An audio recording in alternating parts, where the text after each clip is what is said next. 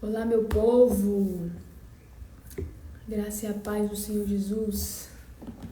Esperar o pessoal entrar.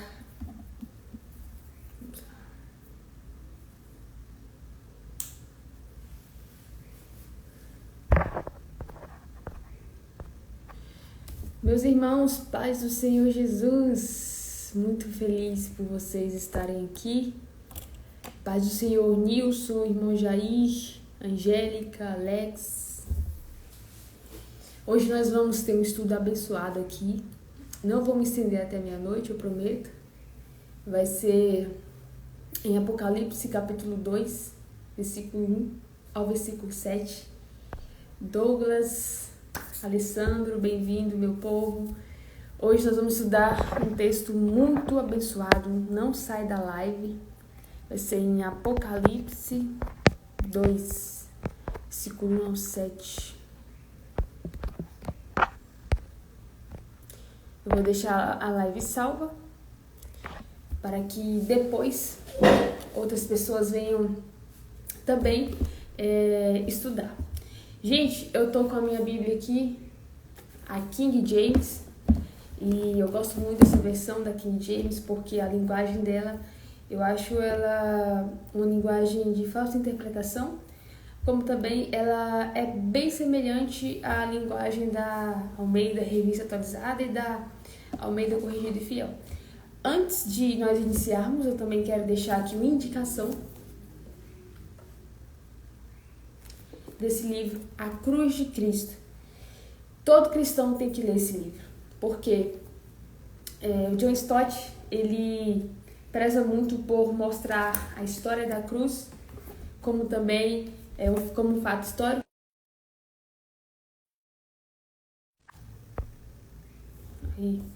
Então, John Stott, ele mostra a cruz como um fato histórico, como também dentro das escrituras sagradas. Então, compartilha essa live, compartilha aqui para algumas pessoas, compartilha daí também para a gente estudar junto a palavra de Deus. Será de muito, muito, muito proveito. Estou compartilhando aqui, compartilhei também para nós começarmos esse estudo maravilhoso da parte de Deus. Meus irmãos que estão chegando, paz do Senhor Jesus, vamos estudar, meu povo. Abra sua Bíblia em Apocalipse capítulo 2. Apocalipse no capítulo 2. Pega aí a sua Bíblia, Apocalipse no capítulo 2. Paz do Senhor Jesus, meus irmãos, vamos estudar. Gente, hoje eu quero falar com vocês sobre a carta à igreja de Éfeso, lá em Apocalipse capítulo 2. E essa carta à igreja de Éfeso é da mesma igreja que Paulo escreveu uma carta, né? As cartas de Paulo, temos lá uma carta para a igreja em Éfeso. E eu gostaria de rapidinho ler para vocês capítulo 2, versículo 1 ao 7. Ao anjo da igreja em Éfeso escreve: assim declara aquele que tem as 7 estrelas na mão direita e anda no meio dos 7 candelabros de ouro. Conheço as tuas obras, tanto o teu trabalho árduo como a tua perseverança, e que não podes tolerar pessoas más, e que puseste à prova aqueles que a si mesmo se declaram apóstolos, mas não são, e descobriste que eram impostores. Versículo 3. Tens perseverado e suportado os sofrimentos de toda espécie por causa do meu nome, e não te deixaste desfalecer. Entretanto, tenho contra ti o fato de que abandonaste o teu primeiro amor. Recorda-te, pois, de onde caíste. Arrepende-te e volta à prática das primeiras obras. Porquanto, se não te arrependeres, em breve virei contra ti e tirarei o teu candelabro do seu lugar. Tens, contudo, a teu favor que odeias as práticas dos nicolaítas, as quais eu também odeio. Quem tem ouvidos, compreenda que o Espírito declara às igrejas. Ao vencedor, darei o direito de comer da árvore da vida que está no paraíso de Deus. Pessoal, esse texto de Apocalipse, ele é um texto voltado para os irmãos que estão na cidade de Éfeso, congregando naquela igreja. E eu quero aqui primeiro iniciar com o contexto que os irmãos da igreja estavam vivendo naquela época. Então, era um contexto que a cidade de Éfeso era uma cidade rica e importante na cidade da Ásia. E essa cidade de Éfeso, ela era conhecida como a Feira das Vaidades. Teve um escritor romano que falou que essa cidade ela era a luz da Ásia, porque Éfeso era uma cidade grande e situada na Ásia Menor, e era ali que existia o centro do culto a Diana. E isso a gente vê em Atos 19, versículo 35, quando o apóstolo Paulo ele vai visitar essa igreja, essa cidade de Éfeso, e ali ele encontra um misto de religiões, um misto de cultura, algo muito, muito diversificado, porque era uma cidade que reunia muita gente.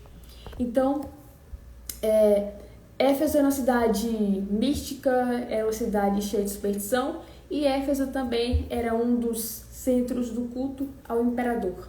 Então, todo mês, uma vez no mês, todo mundo tinha que dobrar os seus joelhos ao imperador. Em contrapartida, os cristãos toda semana dobravam seus joelhos a Jesus.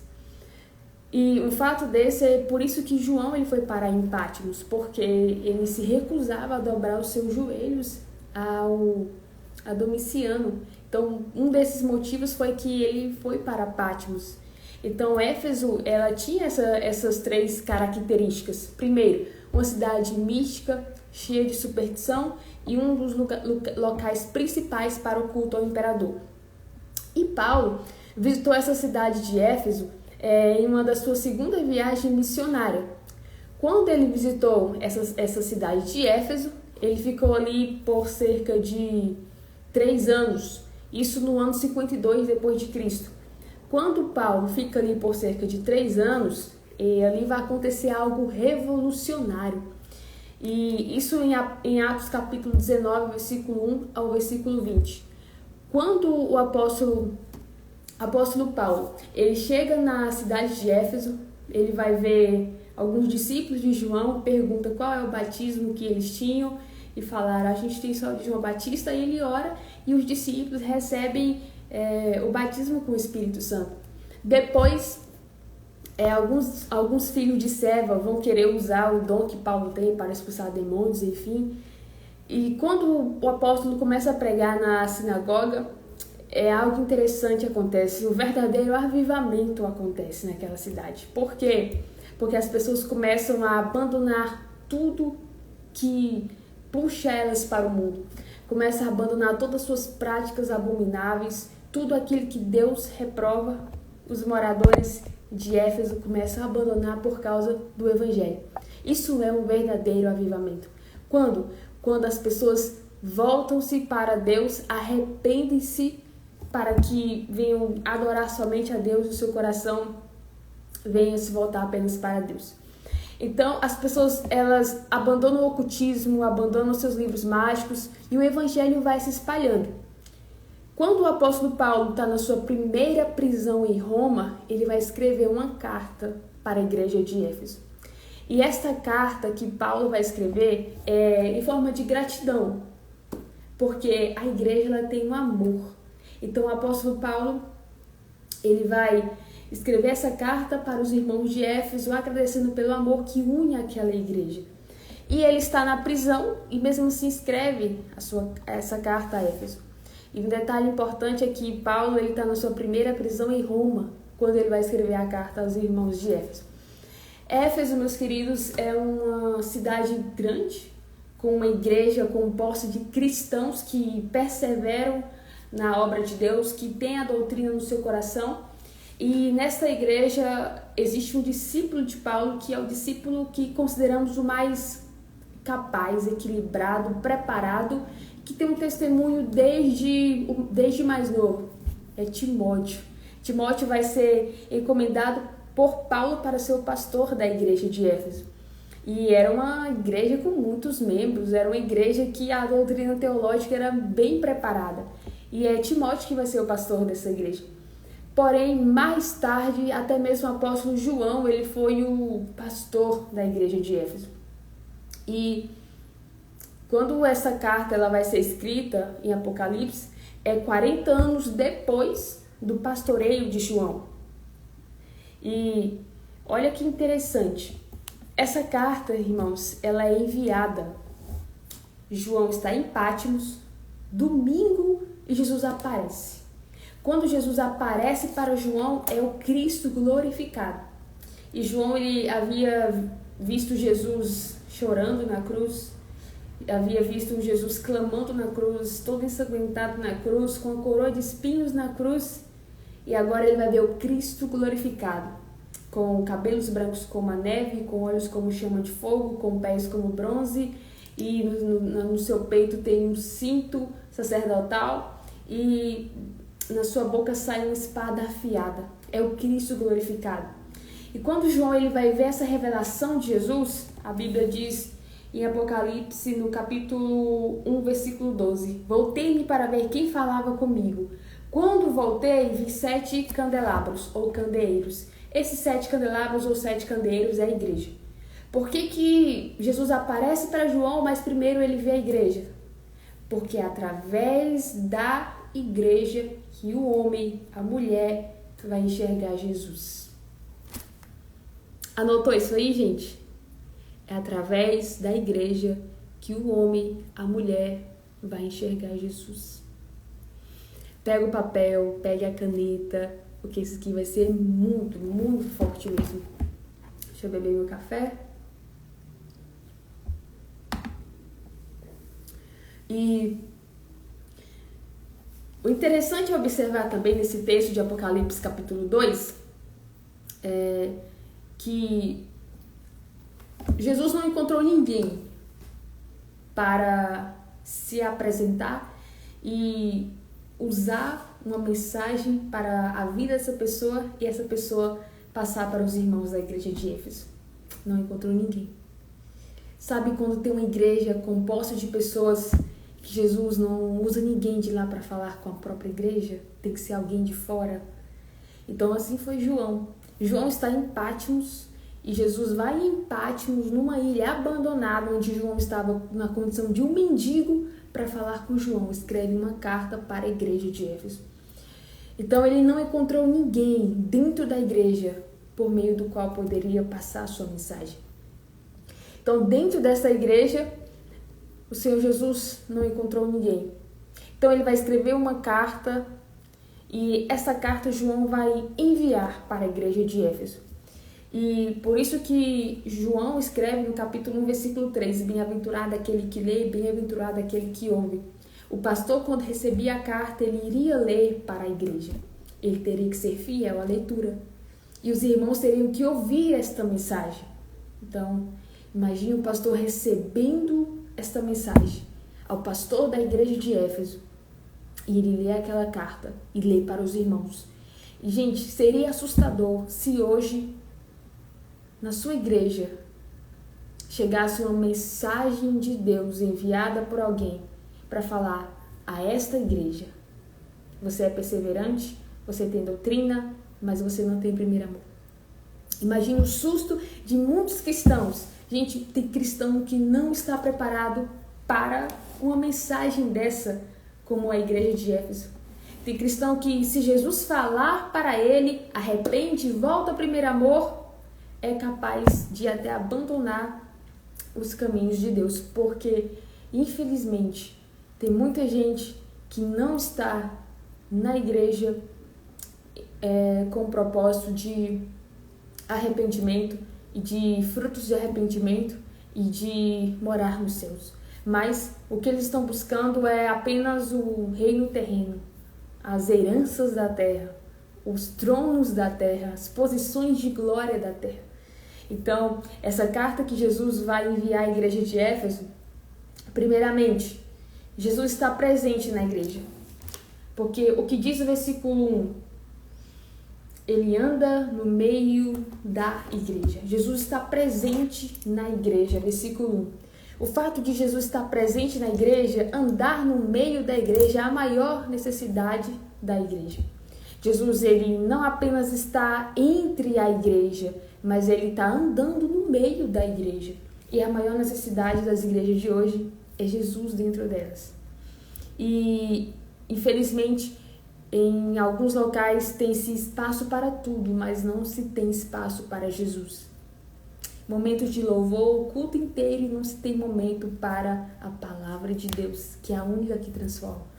Então, essa igreja de Éfeso, ela tem a presença de Jesus ali, mesmo Jesus sabendo, não tem algo aqui que me torna semelhante a ela, que é o amor. Mas mesmo assim, Jesus está presente na igreja de Éfeso. E alguns têm uma ideia de que Jesus está no céu, no trono, com a coroa, à destra de Deus. Mas não tem a noção de que Jesus está no meio da igreja. E Jesus está em suas vidas. Então, quando Cristo está dentro da igreja de Éfeso, é deixando claro para os irmãos: eu não estou apenas como rei no céu, mas eu também estou presente no meio de vocês. E a maior necessidade da igreja é Jesus presente dentro dela. Então, Jesus está dentro da igreja, unido à igreja. E segundo ponto importante, versículo 2, versículo 3 e versículo 6. Jesus, ele é íntimo da sua igreja. Por que, Amanda? Porque, olha bem, conheço as tuas obras, o teu trabalho e a tua perseverança. A igreja de Éfeso tem obras, tem perseverança, tem trabalho. E Jesus diz, eu conheço. Se Jesus diz, eu conheço as tuas obras, o teu trabalho, a tua perseverança, é porque ele está unido àquela igreja. E ele conhece o dia a dia daqueles irmãos. Uma coisa boa, Éfeso tinha espaço para Jesus.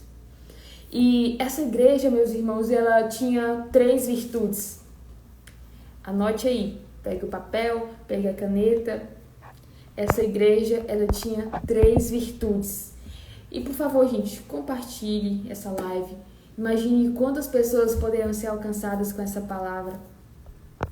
Imagine quanta gente que está precisando ouvir essa palavra, que é uma mensagem de arrependimento.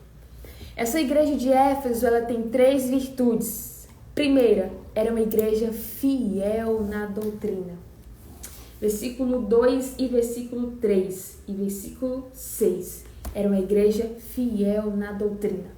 E detalhe, Éfeso, gente, como eu falei no início, era uma cidade, era uma igreja que estava dentro de uma cidade que era mística, cheia de cultura, diversidade, tudo que é jeito, diversos ensinos, todo tipo de gente ensinando qualquer nova doutrina, nova teoria, tudo. Mesmo cercada de heresias, de falsos mestres, de falsos ensinos, a Bíblia diz, você tem sido fiel na minha doutrina. A gente pode trazer para os dias de hoje.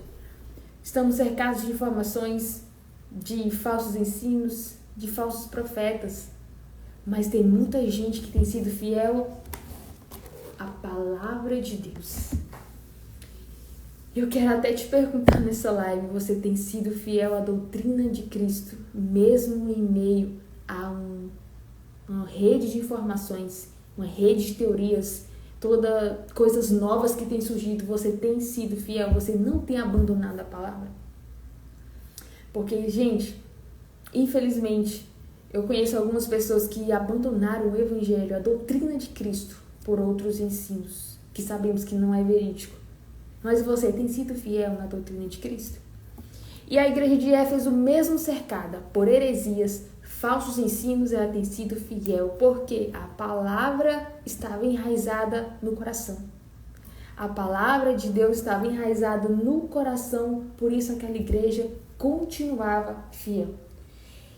E o apóstolo Paulo já tinha dado uma mensagem para esta igreja em Atos capítulo 20, anota aí, Atos capítulo 20, versículo 29, versículo 30, o apóstolo Paulo avisou aos presbíteros da igreja de Éfeso, olha, vai se levantar no meio de vocês e do meio de vocês pessoas que serão lobos devoradores. Gente, esse tempo chegou na igreja de Éfeso, porque os irmãos nicolaítas surgiram com um ensino totalmente distorcido. Eles surgiram com um novo modelo de cristianismo, uma nova maneira de conhecer Cristo. Eles pregavam uma nova versão do cristianismo. E esses irmãos nicolaítas, eles eram conhecidos como os destruidores do povo. E eles surgiram com um novo ensino. Um evangelho liberal, sem exigência, sem proibição. Uma abertura à imoralidade. Será que a gente não vê isso dentro das nossas igrejas hoje? Imagine um tipo de evangelho que você pode fazer tudo, que Jesus concorda com tudo. Que qualquer palavra que você falar, Jesus concorda, qualquer atitude que você fizer, Jesus concorda. Esse é o tipo de evangelho que transforma vidas? Esse é o tipo de evangelho que limpa o homem exterior, limpa o homem interior e faz dele uma nova criatura? Então, os nicolaítas, né, advindo de Nicolau, eles surgem com essa nova versão do cristianismo, dizendo tudo pode, tudo é correto. E não era essa o ponto central do evangelho. E esses irmãos, eles se tornaram intolerantes às heresias. Os irmãos de Éfeso se tornaram intolerantes à heresia. Amanda, como você prova isso? Versículo 6, no capítulo 2. Tens, contudo, a teu favor, que odeias as práticas dos nicolaítas. E Jesus diz, as quais eu também odeio. Porque uma nova versão do cristianismo, em que o homem pode fazer tudo, que nada é errado, Jesus diz, eu odeio isso. Esse é o sentimento de Cristo para quem distorce o evangelho. Jesus odeia quem distorce o evangelho. Jesus odeia qualquer tipo de pregação que não afirma que o evangelho transforma o homem. Imagine o tanto de gente que a igreja para ouvir. Gente, eu tenho 11 anos no evangelho. Eu tenho uma caminhada no evangelho e o tanto de gente que eu já ouvi pregar nos nossos púlpitos qualquer coisa, infelizmente a igreja gosta de ouvir. Mas tem alguns irmãos que é como a igreja de Éfeso, odeia esse ensino, odeia essas práticas dos nicolaítas. E outro ponto importante, que na verdade é uma virtude da igreja, que ela é envolvida com a obra de Deus. A igreja de Éfeso, ela é envolvida com a obra de Deus. Versículo 2. Olha o que a Bíblia nos diz. Conheço as tuas obras, o teu trabalho árduo como a tua perseverança, e que não podes tolerar pessoas más, e que puseste à prova aqueles que a si mesmos se declaram apóstolos, mas não são, e descobriram que eram impostores. Olha só, a igreja é envolvida na obra. Primeiro, ela é fiel à doutrina, ela é envolvida na obra. E Jesus está dizendo assim, ó, é uma igreja que trabalha arduamente, é uma igreja que gasta toda a sua energia para o propósito do evangelho. Os crentes de Éfeso, gente, eram crentes engajados. Os irmãos da igreja de Éfeso, em Apocalipse, capítulo 2, eram crentes engajados, não eram apenas espectadores. Vamos ver o que Jesus vai fazer por nós e vamos cruzar nossos braços. Não, os irmãos da igreja de Éfeso não eram assim. O próprio Jesus falou, vocês têm trabalhado arduamente com perseverança. E era por meio disso que o evangelho estava crescendo na Ásia Menor. E a virtude dessa igreja, perseverante nas tribulações. Anotou a primeira? Fiel na doutrina. Segundo, essa igreja é envolvida com a obra de Deus. E terceiro, perseverante nas tribulações. 3 virtudes da igreja de Éfeso. fiel na doutrina, envolvida na obra de Deus e perseverante nas tribulações. Versículo 2 e versículo 3.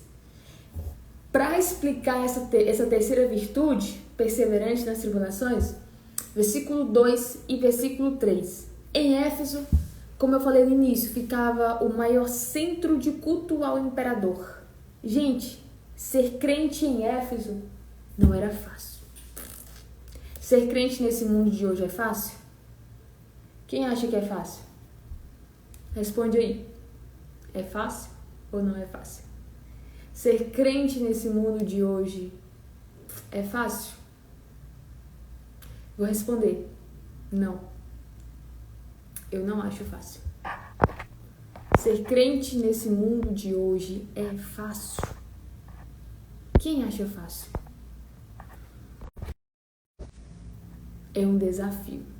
Exatamente. É um desafio, meus irmãos, ser cristão nesse mundo de hoje. E detalhe, nós estamos falando aqui de 81 a 96 depois de Cristo.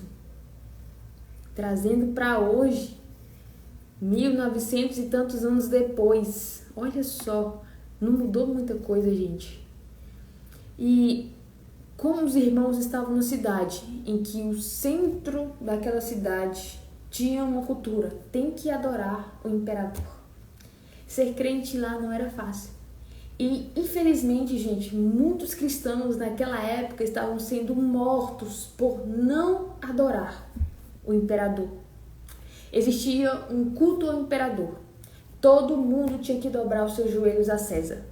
Poderia ser o príncipe, poderia ser o do rico ao pobre, tinha que dobrar os joelhos ao imperador. É legal eu falar esse contexto histórico de Éfeso, né? Dá até para você pregar, então anota tudo. Então, olha só, quem não se dobrasse o joelho a César uma vez ao mês no culto a ele, ia ser morto. E todo domingo os cristãos estavam lá dobrando o joelho a Jesus, o autor da vida. E olha que interessante, quando esses cristãos eles não dobravam seus joelhos a César, o que acontecia? Eles eram mortos por causa da sua fidelidade ao Senhor. Mas hoje a gente não precisa dobrar nossos joelhos a César. Nós só precisamos deixar nosso coração seguir com aquele sentimento de nós termos um ídolo acima da adoração e amor a Jesus. Imagine, gente, quantos ídolos nós não temos em nosso coração. Eu lembro de Acã, quando eu falo de ídolo no coração, eu lembro de Acã. Deus falou para Moisés falar ao povo, olha, ninguém pega nada. Ninguém nessa guerra vai pegar prata, ouro, nada. Mas quando eles foram tomar a terra, em Josué capítulo 7, salvo engano, Acã viu uma capa babilônica muito linda. Viu prata, viu ouro, e a Bíblia diz, ele pegou a capa, ele pegou o ouro, a prata e escondeu dentro da sua tenda. Gente, ele escondeu dentro da casa dele. Era como se ele fosse esconder no coração dele, porque a nossa casa é o nosso coração. E quantos ídolos nós não temos em nosso coração? Quantas capas a gente não tem em nosso coração? Hoje a gente não precisa dobrar nosso joelho a ninguém. A gente só precisa ter alguém como nosso Senhor no coração. Quem é o seu Senhor? Quero te perguntar, não precisa você responder aí nos comentários, mas se examine quem é o seu Senhor. Realmente tem sido Jesus? 100% Jesus? E esses irmãos da igreja de Éfeso, eles estavam sendo perseguidos também por não adorarem a deusa Diana. Gente, era perseguição em 3 aspectos. Perseguição por não adorar a deusa Diana, perseguição por não adorar César, o imperador, e perseguição nas falsas doutrinas e os falsos ensinos. Então a igreja em Éfeso, ela era bombardeada por todos os lados, porque eram esses 3 níveis de perseguição. Perseguição com falsas doutrinas e falsos ensinos, perseguição por não adorar a deusa Diana e perseguição por não adorar o imperador. Mas a igreja, como diz Jesus, você tem sido fiel à minha doutrina. Só que essa igreja, ela tinha uma coisa que Jesus falou para ela que era contra. E eu vou recapitular aqui com vocês. A igreja tem perseverança, a igreja tem trabalho, a igreja é envolvida na obra, a igreja tem doutrina, mas Jesus disse, contra você, porém,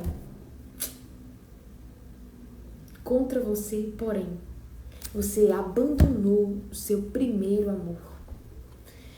E o fracasso, gente, que atacou a vida dos irmãos em Éfeso, sabe qual foi? O esfriamento do amor. Se você tiver aí com seu papelzinho, ou com seu tablet, seu notebook, anota isso. O fracasso que atacou a vida dos cristãos em Éfeso foi o esfriamento do amor. O fracasso que atacou a vida dos cristãos em Éfeso foi o esfriamento do amor. A igreja tinha perseverança, tinha doutrina, tinha envolvimento com a obra, tinha um trabalho árduo, mas Jesus falou, contra você, porém, você abandonou o primeiro amor.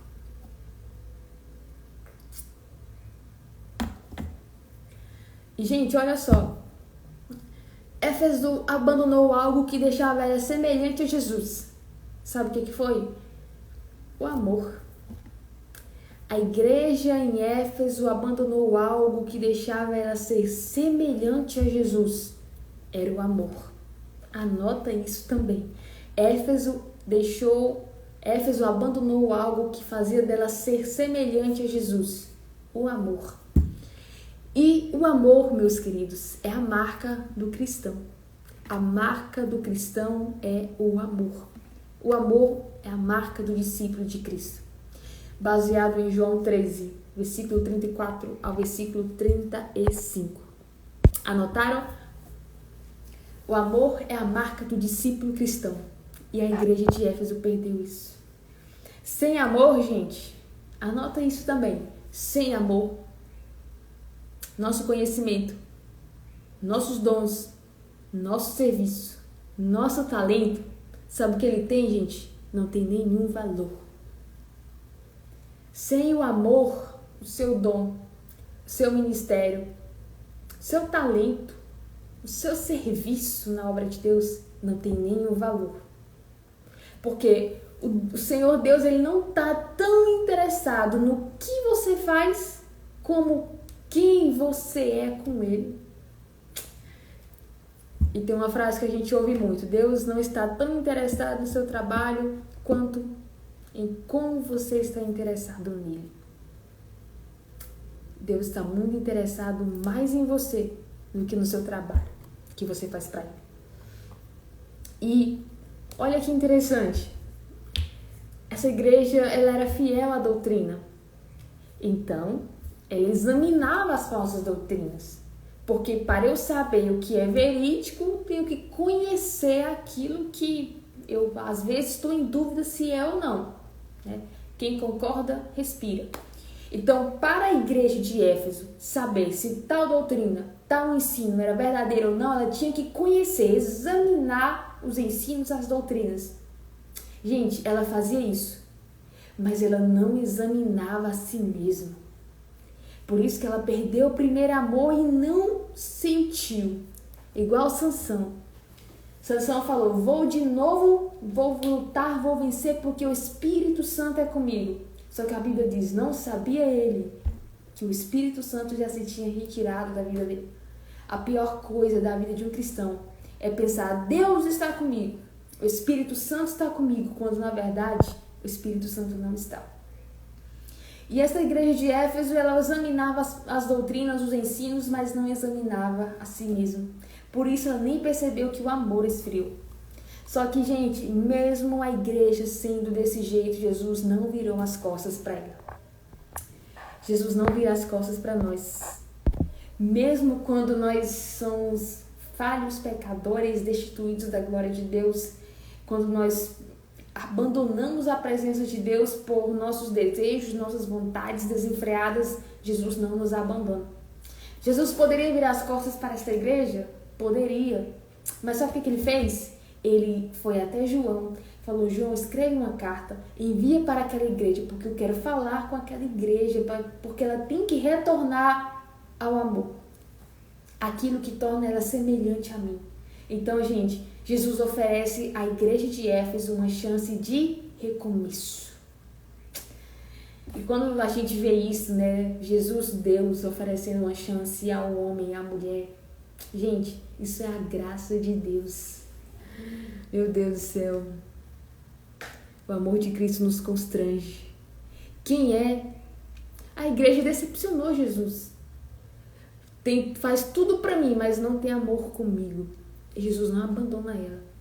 Às vezes a gente decepciona pessoas viram as costas pra nós, mas Jesus, a gente pode até decepcionar ele, fazendo o que a gente quer, fazendo o desejo da nossa carne, mas ele não nos abandona. O que Jesus faz com essa igreja?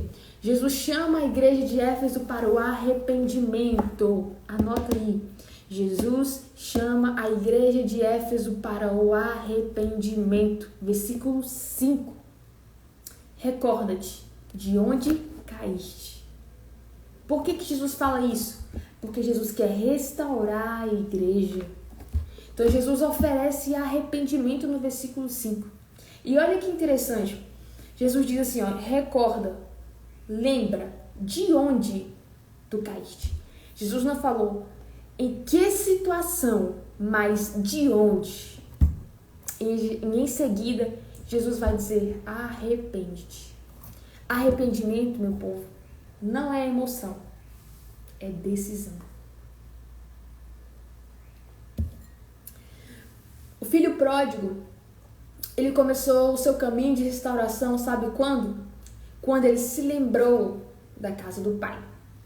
Lugar, não situação.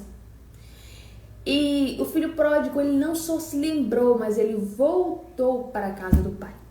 Jesus está falando, lembra de onde tu caíste. Não é de qual situação, mas é de onde tu caíste. E com essa reflexão, com essa palavra, eu quero perguntar para você, o que tem deixado o seu coração esfriar? O que tem deixado você perder o primeiro amor?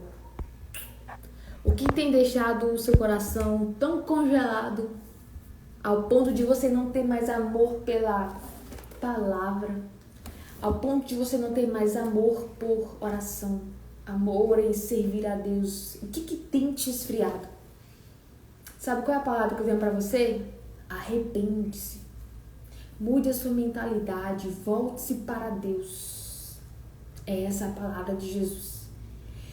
Gente, eu poderia estar aqui com os meus 3.000 seguidores falando, Deus vai te entregar isso, Deus vai te entregar aquilo. Uma chave de carro está vindo para você, uma chave de uma moto, uma chave de uma casa. Sua conta bancária vai ter milhões. Gente, eu teria milhares de visualizações, mas eu estou pregando a mensagem de arrependimento. Uma mensagem que a gente quase não vê nas nossas igrejas de hoje. Sabe, eu olho muito para a pregação de Pedro em Atos capítulo 2. Sabe qual foi a mensagem de Pedro, gente, em Atos 2? Jesus. Olha só, ele pregou a crucificação e morte de Jesus, ele pregou a ressurreição de Jesus e pregou a ascensão de Jesus, Jesus como rei. Naquela pregação de Pedro, ele convidou alguém para aceitar Jesus? Alguém já encontrou em Atos 2 ele falando, quem quer esse Jesus? Não tem, gente. Porque quando você prega uma mensagem de arrependimento, uma mensagem cristocêntrica, que Jesus é o centro da mensagem, não precisa você ficar apelando lá 10, 20 minutos para alguém aceitar Jesus. Já teve pregações minhas que eu nem tinha terminado de pregar. E as pessoas iam chorando a aceitar Jesus. Tanto homem quanto mulher. A mensagem, gente, de Jesus, a mensagem de arrependimento, é essa mensagem que deve ser pregada. E é esses pregadores que pregam esse tipo de mensagem que nós devemos emprestar nossos ouvidos para ouvi-los. E olha que interessante ainda para a gente estar finalizando aqui. Quem está entendendo, quem está gostando desse estudo, comenta aí, por favorzinho. Diz assim, ó, tá uma bênção. É verdade. Pregue a mensagem genuína de Cristo, o poder da mensagem de Cristo. Glória a Deus. Esse é o meu objetivo. Pessoal, vocês estão entendendo? Estão compreendendo? Deixa aí no comentário para mim, por favor, dizendo, tá uma bênção, tô entendendo, tudo esclarecido.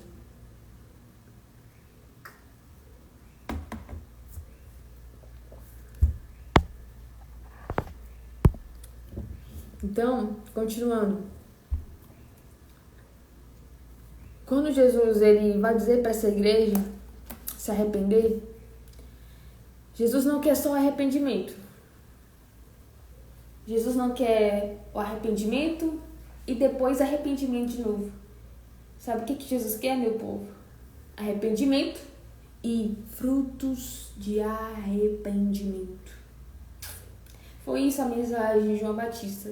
Foi essa a mensagem de Paulo. Por que não deve ser a nossa mensagem também? Gente, eu vou repetir. Mensagem de arrependimento e de frutificação foi a mensagem de João Batista. Foi a mensagem de Paulo. Por que não deve ser a nossa mensagem, gente? Por que não deve ser a mensagem dos jovens pregadores? Por que não deve ser a mensagem dos pastores que estão há anos no Evangelho de Deus? Jesus não queria que a igreja só se arrependesse, fosse arrependimento e pronto. Jesus queria frutos dignos de arrependimento.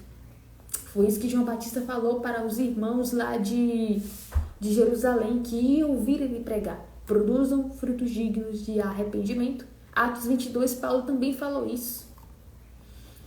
E com essa mensagem, eu deixo para vocês que está escrito no versículo 7. Quem tem ouvidos para ouvir, ouça.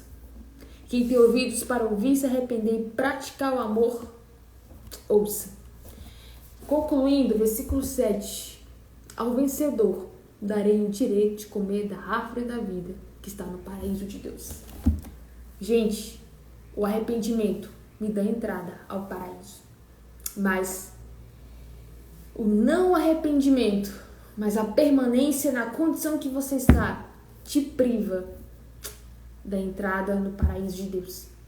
O arrependimento me dá entrada ao paraíso. O amor me dá acesso à árvore da vida. Agora, se você não se arrepender, se você não produzir frutos dignos de arrependimento, o paraíso, a árvore da vida, vai estar bloqueado para você. É tempo de nós voltarmos para Jesus. É tempo de nós termos o primeiro amor novamente. É tempo de o esfriamento acabar e voltarmos a ter nossos corações inflamados por Jesus. É tempo da gente ser como aquela geração do primeiro século que pregava o Evangelho de Cristo, cheios do Espírito Santo, com o coração incendiados pelo Espírito Santo, com o coração queimando de amor pela palavra e queimando de amor por almas. Se você está aqui nessa live, se você conhece alguém, pregue essa mensagem para essa pessoa. É tempo de nós voltarmos para Deus. É tempo de nós termos o primeiro amor novamente. Porque pela palavra, se nós não nos arrependermos e voltarmos ao primeiro amor, o acesso ao paraíso de Deus, o acesso à árvore da vida estará bloqueado. Jesus é tão bom que ele dá uma segunda chance para aquela igreja. E aí onde você está, Jesus também está te dando uma segunda chance. Talvez você está frio espiritualmente, não lê mais a Bíblia, não ora mais, não tem mais desejo de servir na obra de Deus. Essa palavra é para você. Chegou o momento de você se arrepender. Eu quero finalizar essa live e dizer para vocês, no outro sábado, acredito que será no dia 6, eu vou ter outra live também às 22h30. E eu quero estar mais presente aqui com vocês para poder passar um pouco do conhecimento que eu tenho na Bíblia Sagrada. Então, gente, eu quero finalizar fazendo uma oração e se você anotou alguma coisa, pregue que você anotou em todo esse estudo.